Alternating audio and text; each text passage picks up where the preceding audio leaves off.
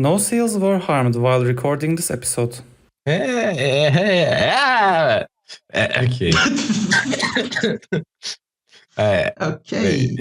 Okay. Hello, guys. Hello, people. Hello. Dude, it was the first word. How did you? It literally was the don't like I'm new to I forgot about how to speak, how to record podcasts during my military service. I think it should be okay. There should be some adaptation period. I think episode is on. This is staying in, by the way. Yeah, of course. Yeah, I'm gonna probably lower the laughing sound, but it's gonna stay otherwise. It was only for 1 month, but still I'm in the influence of that thing that I had. I had no real internet connection. I was only able to watch one TV channel, a news channel, one documentary channel, and the national football matches, soccer, or which I didn't. Also, I never watched TV there. How dare you? Yeah. Also, I only had some radio to listen. Other than that, I had no real connection. I bought some SMS news package, which didn't they didn't even send SMS message for news. Ooh. Oh my god, you got scammed. Yes, definitely. But it was so cheap, so I didn't care. I mean, the month you were gone, all kinds of crazy things happened in the country, so... No, I mean, okay, that is unfair, though. No, it was other friends' military service. No, all kinds of crazy things happened during NS's military service too. But that is because all kinds of crazy things happen in this country every month. Yeah, but because election is getting closer, it's like craziness is intensified over the past few weeks. That's why I wanted to listen something neutral. So I found a news TV channels radio, which I need to put my headphones in a different position each time, because it's the only channel that does not have a clear connection. Is it right? Do radio have connection? I mean, I don't even use radio. I think the antenna, I need to position antenna in a way, when I'm lying on my bed, I need to put my phone on my side of my head, put the antenna cable, the headphone cable in a it should be around my head. It should be directed to upwards my head in a way. I don't know. It was a weird position. I can't even. It should circle around my head. Was it like the old rabbit ear antennas? That sort of thing you were dealing with? No, it's just the headphone. Headphone acts as antenna. Oh yeah, that's what I'm saying. Yeah, it's how old phones used to do radio. They used the earphone cables as antenna. And if you want to be super technical about it, you would call it aligning antenna to the, what was the word? Polarization of the waves. Frequency? Polarization. Oh, polarization. Oh. We get technical in this podcast.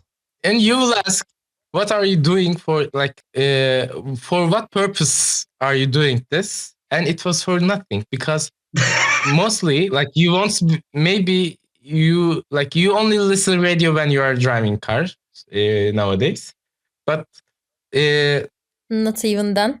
I mean, listening a TV program on a radio, TV channel, complete channel on a radio is completely different experience, because the advertisements periods do not match, and by the time they show some TV ads on TV, they can't show you that on the radio.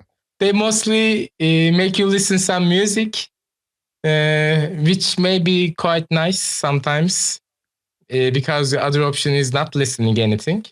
But sometimes you listen some weird ads. It was a different experience. There was a very similar concept in the early days of internet. Not really early days, but like 10 years ago, when TV channels first started broadcasting their live stuff on the internet. And I mean, that's a thing that happens in Turkey. Maybe that doesn't happen in other countries, but in Turkey, usually in the TV channel's website, you can find a live stream of their TV content, except instead of ad breaks, you would have the TV station's own filler ads about their other shows. Yes. Like the ad break is 10 minutes long. In the actual TV, it's going all like chocolate this and like car wheels. But in the internet live stream, you are always having the ads about other 3 shows of that channel. And there's only 3 shows on that channel. Yeah, but that's what you gotta live in order to watch MasterChef. That's just how it is. Also, I have to add, like, we have MasterChef on 3 days of the week. You can continue. There is only 3 ads, I assume. There is one online service. They made a special ads for radio. Other ads, I don't remember. I don't even remember the other ads. Oh, there was some furniture advertisements, and there is nothing else. But if you switch to local radios, you mostly find some nice döner shops in Erzincan. Shout out to döner shops on Erzincan. Indeed. I mean, obviously, when you are watching internet videos, the ads you encounter aren't about local döner shops in Erzincan. Wait, we should put a disclaimer. We are not sponsored by döner shops in Erzincan. I mean, we would love to be, though. If you're a döner shop in Erzincan, Oh, I would kill for it. you don't even have to reimburse us immediately. If you say, when you show up in Erzincan, I am gonna give you 1 free döner each. We are gonna promote your döner in our show. We're never gonna... No, we are gonna. I mean, I wanna go to Erzincan, especially because of the döner. Yeah, especially because of the döner. Or lahmacun, you can try. Anyway, maybe we can get lahmacun wrap döner. So you would be like, exactly. That's only thing. Like that's only you can eat it in Germany, I guess. That weirdness. I mean, but that's so much That's side nonsense. points. So I feel like we are on a tangent. Yeah, we need to wrap it back to the topic. Yeah. I mean, I was going to. The reason why it felt so different for me, because I don't listen ads at all. I don't watch TV. I only watch things online. So mostly when I'm on YouTube, I have premium. I don't see ads. When I'm seeing articles online or just browsing web, surfing on web, I use ad blocks, mostly acceptable ads, because sometimes I let some of the websites to show me some ads because I want to support them. But other than that, I use ad block. Like some of the newspaper websites, I allow ads. That's what I meant. Because they need to make money. That is very high moral of you. I do not do that. That's so sweet of me. I like about that on the internet that ads allow us to access content freely. Like in the websites or YouTube or stuff like that. Yeah, actually, you're right. I mean, yeah, for example, when you are talking about newspapers in internet, there are 3 business models. One is, I don't care about this website at all. I am just gonna put it out there and my other income sources will support me anyway, which is not the most sustainable way of doing a business. And then you can go, I think New York Times does this, or Washington Post, one of those do this. You put a paywall and you charge people in order to access stuff. but that's mostly for the old news. Current news, you have kind of access. No, I think they only have I think either weekly or daily like article limit. Like you can see like 5 for free. After that, you are paywalled. Yeah, you can see the main page, but when you try to access the individual articles, you encounter a paywall. Which is horrible. Actually, they are really quite cheap, so I don't really, but it doesn't really bother me. Like rather than watching some like needing to see some ads, it's okay for me. But for the Turkey case, like newspaper agencies mostly funded by the TV ads. So like if no one watches TV, then they need to make some money. Or buy like if they don't buy like a paper newspaper nowadays, no one buys it that much, so they can't really make money. So it's okay to show ads, I think, and I think Izal's points make sense.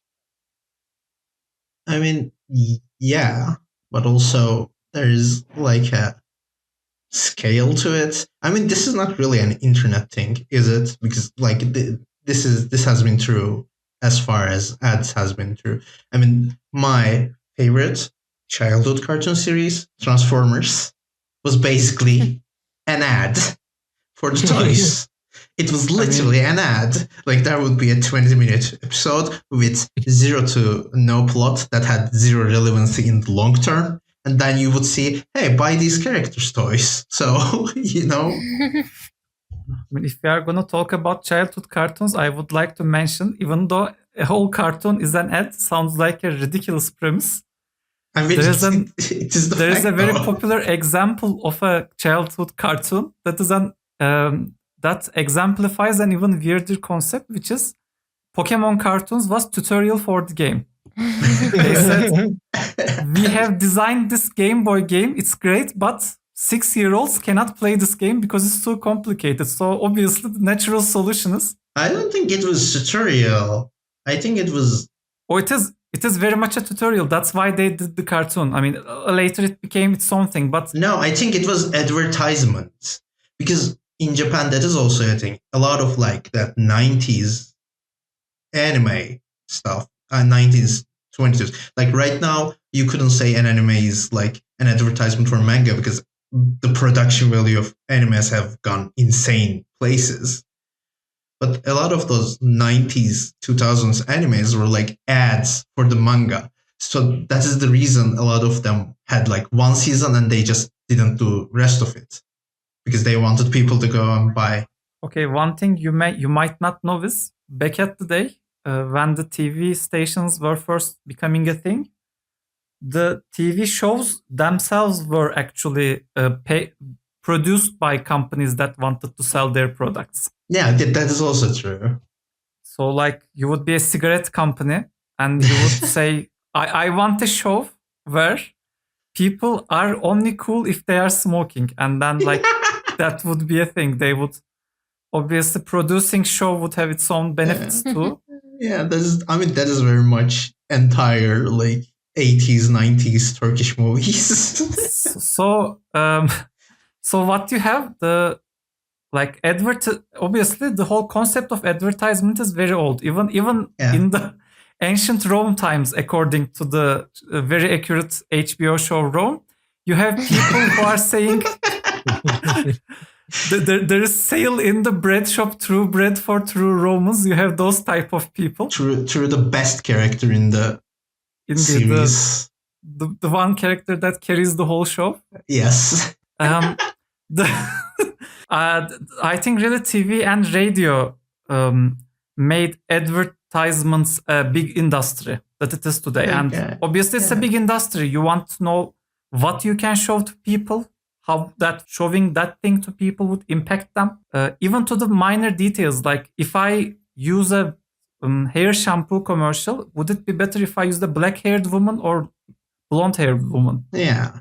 I mean, okay. And they do these focus group studies, and they also do these targeted ads for special demographics and special hours, like having toy commercials for cartoons. Yeah. Mm-hmm. making cartoons to have toy commercials for. Yeah, and it really gets me thinking. Like, obviously, with the internet, you can do it in an even more personalized scale. But how is it okay for them to do that? Like, Well, is it okay for a company to say, I want their TV channel, I want you to show this ad to kids, and then TV channel can say, okay, I will do that. Is this okay? Is this like, do you think this is cool? What do you guys think about this? I mean, I was just gonna say that like it's benefit of the two partners as well. Like a TV channel, content creator will benefit because they target an audience of children, for example. So showing some toy advertisements is logical as well. But on the other hand, for the advertisement company, they are showing their products to the most suitable demographics, which the children will insist on buying those things. So it will be logical and beneficial for both of the parties, I think. Yeah, and Binali or Izal, what do you think? well, I was gonna say, like you say, like you're right about this hitting its heyday, like with television and radio. But I think internet becomes a very much unique example because I don't know if there's an angle way really approach it, but internet is unique that f- for the first time in these mediums, the end user has some control. Because like when we were a kid and we watched a TV show on TV, when the ad started, we couldn't skip through it. Like we couldn't ad block ads. Change the channel sometimes, like but- that is the atmosphere. But if you wanted to watch that show, you would have to go back to that channel. Mhm. You know. I mean, let me quickly say this. Even though you technically can change channel, and even though it sometimes worked, what they ended up doing eventually is every channel shows ads at the same time. Yeah. Yeah. Oh my god, I remember. Also, one- like sometimes the company, advertisement company can buy all the TV channels same time to target, like if they want to make some impact. Oh wait, no, I remember because when was this? This was like 15 years ago. I don't even remember what the ad was for, so I guess it is in long term a failure. Also, there is another thing to note. 15 years ago, there were 6 channels. I mean, there were more channels than 6, but 6 of them were relevant. No. Look, like I don't know. Do you? Because I think you guys are gonna remember what I talk about when I talk about it, but I don't remember the product itself. But there was one product that was on advertisement. They bought like, I think all the major channels. They bought the exact time slot for an ad. I think it was a car ad. I think it was the guy from Besatçe playing it, Erdal Beşikçioğlu. And it was like in the middle of ad, do you want to change the channel? Try it. You can't. Because when you change the channel, every channel was playing that ad. Like it actively Nice. counted the viewer. I don't remember that. I don't remember that either, That's but cool. that sounds awesome. If I can find it, Yes. I'm gonna put it in the show notes. It was great. Again, I'm sorry for this tangents, but I remember. Also, They we have also had a stolen advertisement. that I was gonna say that commercial was so scandalous because they stole it from another Yeah. ad. Actually, maybe the original advertisement is a car ad, but ours was a technology company sold Was a game like they started up Monster. a game company. No, not Monster. no, was I'm pretty Monster. sure what I talk about is a car ad. I mean the game company. I forgot the name. You guys, Weird. Okay, But it's we are not important. tangenting on a tangent. Yeah. So guys, what the essence of what I was trying to say is, it's like the internet is very unique that you can control much more of your content as a user compared to those other forms. Are you sure about it? Well, you were able to. Okay. I mean, Okay. you can control it in a sort of roundabout way. You know, as a toy company, the reason why they would put toy ads to children cartoons was because they thought they would be the people who would be interested in toys because they are watching cartoons. And obviously in internet, if you watch cartoons, you will end up with toy commercials. Yeah. So Um, you can control it. It's just not directly executed authority. You can influence the ads that will be shown to you, Yeah. but not in a way that you would want. Okay. Well, I'm gonna say, yeah. I think like it is true that ads enable a lot of content just by existing, because a lot of companies pay you or pay the platforms to do this. But another thing different with the internet from like radio or television is the line between content creator and platform is a lot more open now, like a lot more wide. Because it used to be that, like you said, there are 6 major channels and they're running their own content. Like almost no one is volunteering to go and, hey, I'm going to make a show for you with my funds. This is my stuff. Can you air it on the television?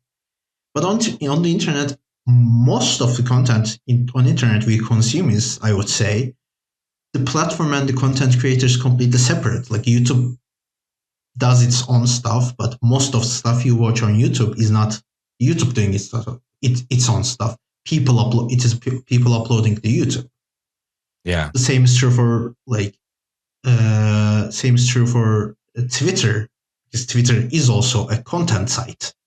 It's a social media site, but it's also a content site, and it has its own ads around those content. So I think that is something to pay attention to, because ads enable things, but by the means of enable things that had also control over things, like the cigarette example Can Deniz gave, because in the old days, cigarette companies would sponsor your movie only if the good guys smoked cigarettes and bad guys don't, etc. Or this is even something that is going on today, because I don't know if you guys heard of this before, or maybe I have told before, because in the movie Knives Out, if you pay close attention to the phones people are using, you can deduce who's the killer, because apparently Apple had a clause that the bad guys cannot use an iPhone, so it's the only character that doesn't have an iPhone. Yes. So, like, this is the ads had this kind of control, which is like questionable, which is open to debate, but it is still more of an even ground, because it is companies dealing with companies. But internet, it is companies dealing with people, or platforms dealing with people. So it is more of a gray area, I feel like. So actually, I'm not completely against your ideas, but when you talk about the party actors in the your idea, like the platforms doesn't really control the content they are showing, distributing, because the people, our user, are posting those, and they can't really control the ads that way. Like my idea is like, maybe we will see if some platforms like Netflix switch to ad showing policies in the future. If they start to show some ads in the near future, we will see how advertisement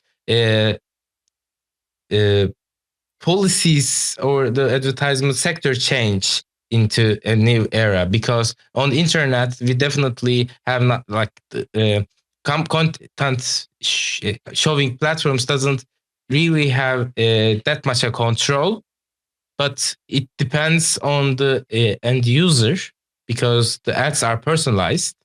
But if we try, like, if we see in near future, like when you're watching a movie on Netflix and an ad appears, will it be like a personalized ad, like if we see it on YouTube, or it will be similar to TV? I think it will be in the middle.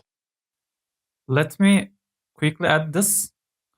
One thing that we have been using interchangeably, and I think we shouldn't do, is the type of ads that we are talking about.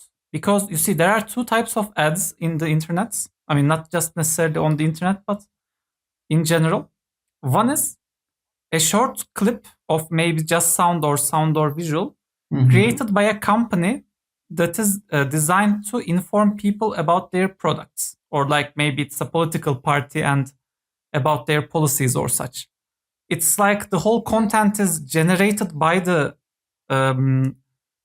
people who are trying to do the advertisements and are given to places. Like you would have things like your YouTube ads that appear between videos or in the middle of videos with those yellow things. Or like you would have those banner ads on the side of your websites that appear. And of course, you would also have what would be more better explained as maybe sponsored content.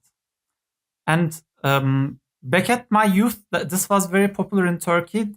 TV shows would have parts in them that kind of broke the show itself, and then actors started talking about some goods, like they were saying, Yes. "Oh no, Mahmut is going to kill us." Yeah, but the floors are cleaned with Kleenex cleaners, so it's very clean now.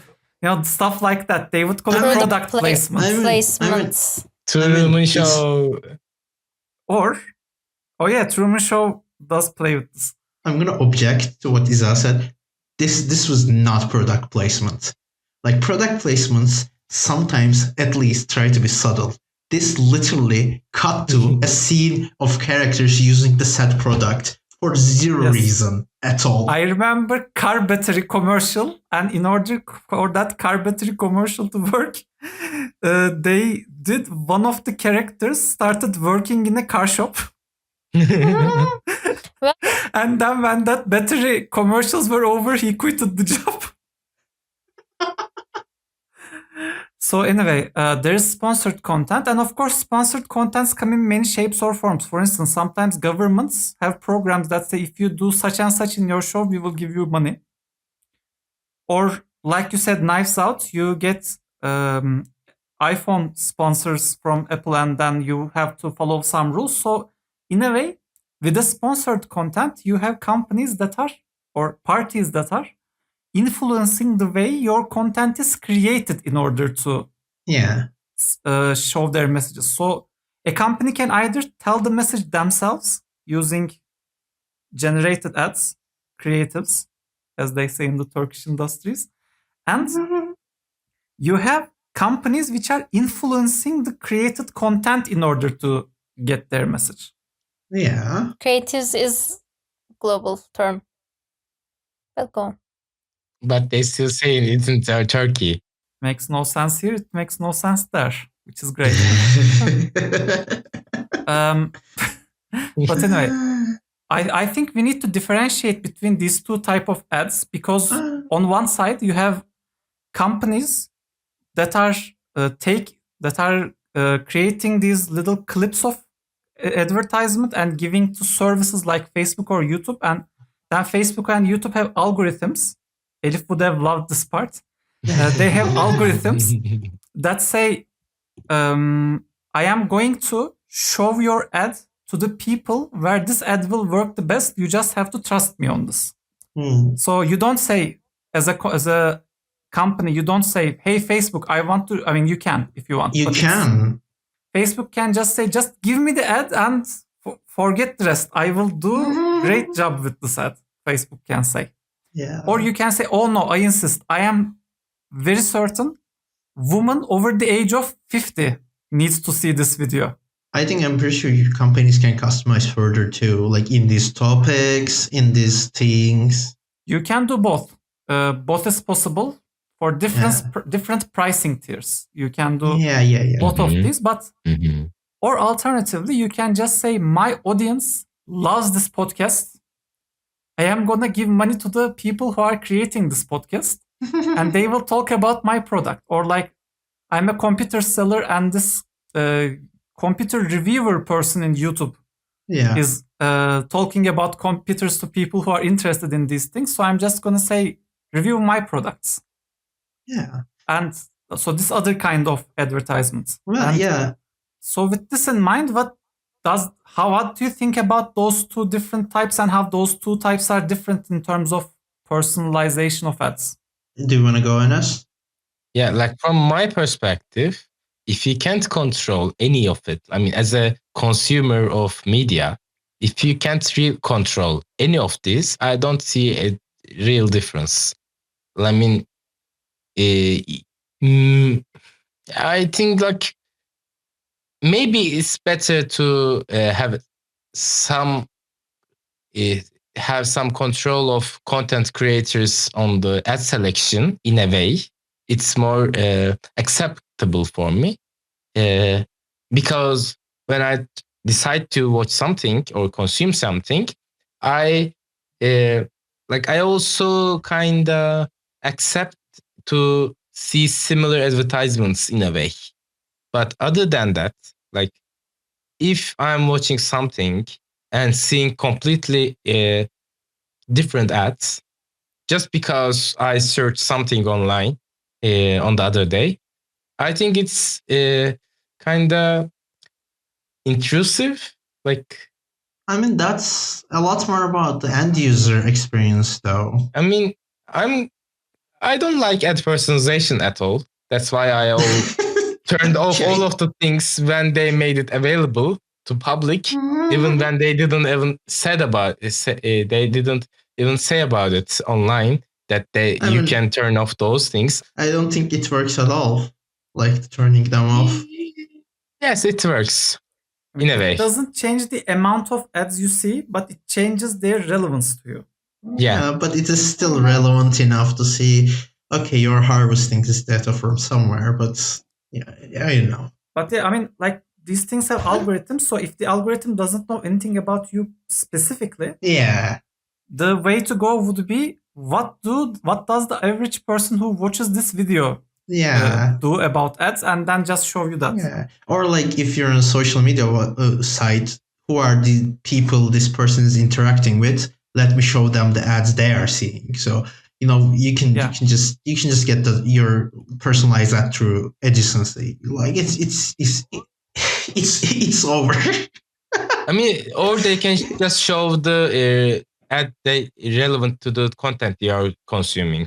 I mean, so if you are watching something about computers, you mostly see computer ads. That's how it works now. I mean, there are even ads which come in sponsored content type, which you can't change, but they are intrinsically tailored to that channel. Can you like give some examples or maybe elaborate a bit? Well, like there's a YouTube channel that I follow. I can't remember the name yet, but this is the worst shout outs. She has a medical condition, and a medical company that specializes in her medical condition sponsored her. I mean, you can technically still skip that if you want. Yeah, you can. But like it's intrinsically tailored. Yeah. Well, okay. So to differentiate between two, I am much more okay with sponsored content because... Oh, I didn't understand Izaz's point. Does the content creator decided to show this, or did she want to collaborate with that hospital, or did it just appear on site? I am pretty sure what Izal meant is like it appeared as unsponsored content, but it was interesting. Yes. But it was interesting to the channel's content in general. Mm-hmm. Which I mean, what Izal basically said is, if you're a technology channel, you will probably not be supported by bakeries. Like, I don't think that is that different from like, but okay. So I am much more okay with sponsored content because, like, yes, the content creator and the company gap is still there. Obviously, like the majority of content creators are nowhere near as big as the companies, but that's always going to be the case. That was the case with movies and the sponsors, like that. But sponsored content is something parties can agree with, or it's the stuff you can refuse to run. Like if you're a content creator and you say, no, actually, I don't want to sponsor any crypto content. Please get away from my channel. They can get away from your channel as sponsored content. And as a viewer, as an end user, you can choose to view the sponsored contents like as your own decision. Like, I don't skip through sponsored contents in the channels I like because I don't want to show up as a skip in that video in YouTube algorithm to help them. Yeah. You know. Or I will give a shout out and unlike Isal, I know the channel name. I will give a shout out to her name, but I don't remember the channel name. I will give a shout out to Internet Comment Etiquette, which does the best sponsored content across all of YouTube, because his sponsored contents have complete storylines that you can follow through video to video, and they're actually really entertaining skits. He had a video that was all ads at 20 minutes. Like, but like, that's what I'm saying. Sponsored content is much more acceptable. But when we go to the shorts, I mean, we're seeing shorts like 5 seconds clips, but some of them are minute long, some of them are 4 minute long in the YouTube, for example. Those, I feel like content creators have zero control over. And like, if we go back to our hypothetical anti-crypto YouTuber, if YouTube algorithm or if crypto companies just decide to, I want to show a crypto ad on this channel before every video, and if they monetize their videos, they have zero control over whether that shows up or not. I mean, I see where you're coming from, but I would like to raise a counterpoint. You are saying if a person is anti-crypto, then obviously they, I mean, of course, there can be two types of people who are anti-crypto. They may be doing it for money, or they may genuinely be motivated for crypto to not exist. Let's assume it's the second type of person. So it's not a show. They are genuinely against crypto. So it is me. I mean, yeah, but like, let me quickly say, if a cryptocurrency wants to, or if a crypto thing wants to be our sponsor, I am very open to their offers. Like, I'm not, I don't personally think crypto is a very good thing to do, but I am very much. I think we can cut it out. I mean, I'm not. I personally don't think it's very good thing, but yeah, I mean, you are much kinder than me, because if you ask me, I would say I think crypto is a scam. But like, go on. I mean, but if the crypto person knows that we think this way and still wants to give us money, I am open to that. I'm not gonna lie for them. But I can say this video is sponsored by let me throw something. Giraffe Coin. This video is sponsored by Giraffe Coin. I personally don't support this product, but they gave us money, and what kind of a person would I be if I said no?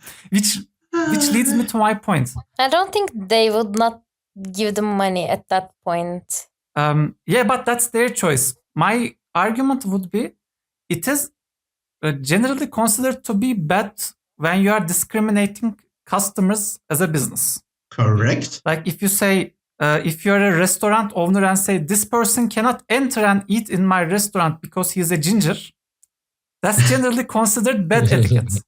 It is. It is not nice. And sometimes illegal too. It should be illegal in a way. So I'm asking, what gives a content creator any right to be exempt from this? Because when you have people who are against crypto, you can start having things like people who are against different subsections of community, and them refusing things about them.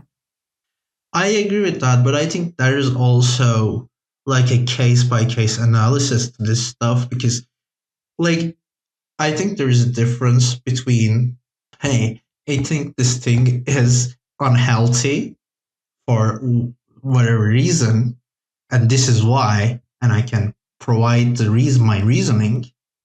And there is a difference between, I am against this product or this advertisement or this video being showed because I hate this particular group of people.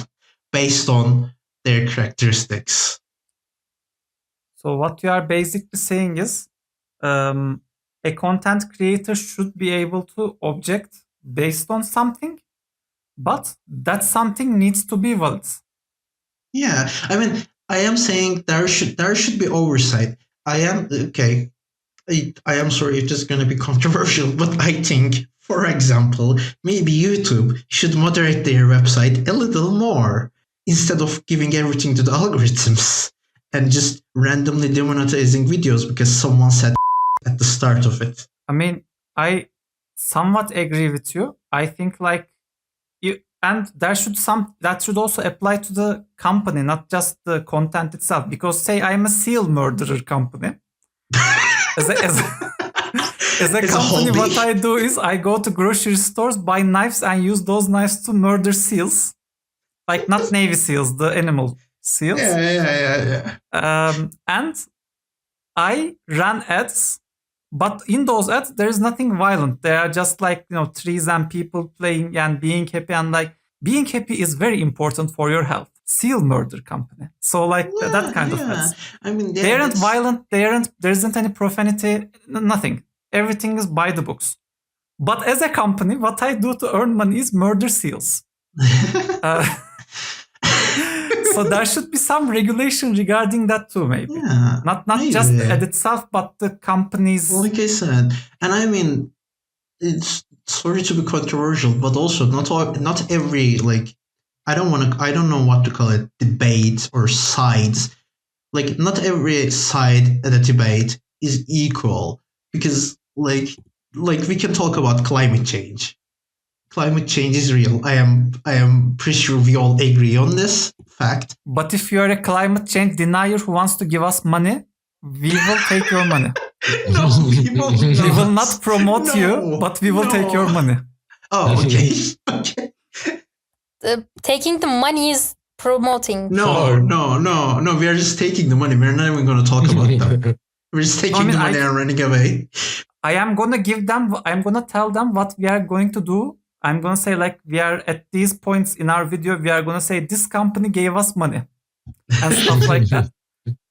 But if they have some guidelines, we will probably not meet them. But if we do meet them, even though I will not say climate change is not real, if we can find a workaround, I will take your money. Yeah. We're going to take the money and run like a government. So, what I'm saying is, if you're a company that profits from denial of climate change and you put ads in front, at the end, and the middle of every video that talks about climate change, and the content creators has nothing to do about that, that is not good, I would say, dare I say. I mean, I see your points, but I am gonna, maybe Isal and S, do you have anything to say about this? Nothing else. Yeah, I mean, I see your points, but still, it's kind of dangerous game because I can't really believe in a way that if the content creators have full control of the advertisements that they show on with their content, they have that right on TV for right now, and they can kind of control which ideas they can show. I think you misunderstood me, by the way. I'm not saying content creators should have full control. I'm saying they should be able to dispute the ads that are running on their content. If they can really reject some of the ads that kind of contradict their ideas, it can be something normal. It can be, just think about on the contrary, a seal murdering company is a content creator.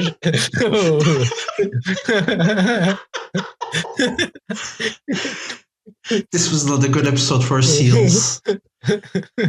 Enes is talking a hypothetical seal murdering content creator. Seal murder company is a great content creator. They do makeup tutorials, food items. They even do some vlogging. One of them are related in all of them fitting YouTube's guidelines about violence and stuff. They might even go clubbing. Yeah, just it's hypothetical. And your global warming awareness company wants to show a video advertisements on internet, and they excluded your contents. And how can you reach people who really believe that murdering seals is okay to show your ads? I mean, how can you make some awareness?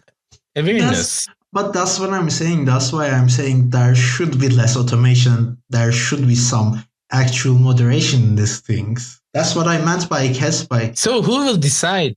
I mean, that's a whole another can of worms. Can I trust YouTube to moderate this? No, of course not. Are you crazy? So, like, how can we make sure this system works? Well, that ship has sailed. Okay, that ship has sailed. Let's. Okay, look, that's not a productive way of approaching the Yeah. question. You can't just say, "Oh, thing is already bad, so we can do even worse things with it." No, That's not the seal murder company etiquette. That's not what we do in this business. no. What I'm saying is, if you can't trust YouTube with the moderation, you already cannot trust it with the algorithm. Like that's the same thing. They can just if you're that distrustful of YouTube to start with, that you cannot trust their manual moderation, then you also have zero guarantee that YouTube does not actually do manual moderation and calls it algorithm. Like I think that is actually unproductive. I think there's a bigger problem that Enes is pointing out here. I'd like to emphasize that when you allow content creators to reject some of the companies for their ads, you start creating echo chambers. And that's not a good thing, because then you would have the people who don't think murdering seals is a good, the people who think murdering seals is a good thing will always see companies which are okay with it. And the people who don't will always see companies that are not okay with it. And that really creates a split in the society between seal murder enthusiasts and seal murder anti people. My objection is that like I'm sorry to keep bringing up YouTube because the YouTube is the main discussion point. YouTube algorithm already does that. You click on maybe seals are evil video and 5 videos in autoplay and you are murdering seals. By the way, Binali, that's why I don't like ad personalization at all. The seal murder pipeline is real, okay? I mean, like, if you believe in something and internet algorithm detects it, they show you that advertisement as well. Like, they continue to show those kind of advertisements. I mean, unless some of the global warming awareness company can decide on your demographics so that they will show you those kind of advertisements as well. But I don't think that we need advertisements at all. That's my take will be like this. I don't like watching ads at all. I don't. That's a bold take on our advertisement episode. Yeah, but like, how are people gonna make money, Enes? Yeah, Enes. Our content creators gonna eat stones, Enes. How are we gonna eat at night if the seal murder company does not give us the money? I mean, how our podcast will be shown to people who didn't know about it. I mean, let me give you a different perspective on this whole ad topic, because you may know there are also ads in mobile games, and usually the ads in mobile games are other mobile games. And with all these in mind, I sometimes find myself in such a position that I want to watch an ad in order to get a benefit or in order to keep playing the game, but I don't want to watch ads of a particular game. Now, I'm not gonna name the game, obviously, because that's ethical, not ethical. An ad shows up, and increasingly more bizarre and more heinous ad appears about how much draws you would have in a game, about how somebody would have like a really cool draw and like a high number of draw to award it to customers, and then some mob people hitting people with sticks and some ladies going down on the boss in order to get some card draws. Oh my god, that's like anyway. What? I'm not gonna name the game though, so like Okay. nobody understands Correct. what I'm talking about. Okay. And as a customer, I have no way of saying, dear company, dear Facebook algorithm, please do not show me this particular game. I don't care about this game. I have been skipping ads of this game for hours on end. Please stop showing me this.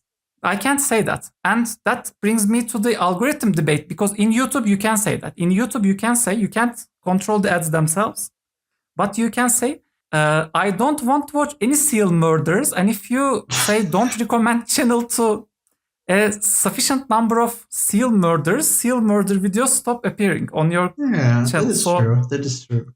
I think algorithm helps you in that way. Maybe. Algorithm actually does direct you to the place you want to go better than But I think random ads. I just find it weird that it's like I'm gonna talk about different websites. Okay, Twitch. Twitch has in my research I've seen that Twitch has a very detailed ad control tab. But the only thing you can control is like when do ads show up, how frequent they show up, when is the next ad segment, etc. And there is zero control over what ads show up on your stream. So I just refuse to believe that these companies have the algorithms and the infrastructures to let you have this much control over when the ads show up and allow you zero control over what ads show up. I mean, I don't think this is a technical problem. I think this is very doable, but people don't want to do it, because if they start doing that, then ad selling business becomes less profitable for the platform. Yeah, that's true. And that's the whole debate. Izel, indeed. Izel, do you have any opinions on this? I don't have anything else to add to this. Okay, then. So maybe we can wrap it up. This episode of Inconclusion is sponsored by Seal Murder Company.